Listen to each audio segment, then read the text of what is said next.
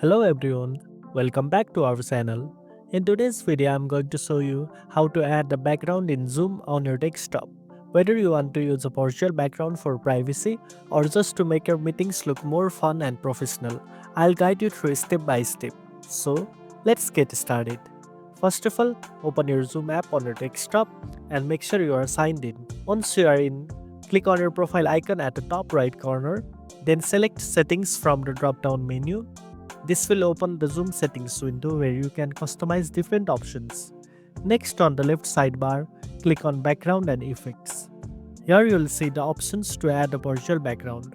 Zoom provides some default backgrounds, but you can also upload your own image or video by clicking the plus icon.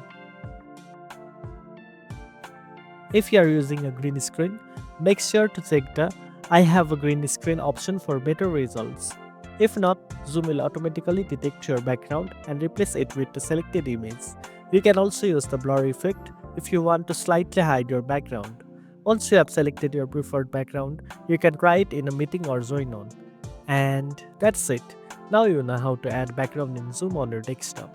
If you found this video helpful, don't forget to like, share and subscribe for more tech tips. Thanks for watching and I'll see you in the next video.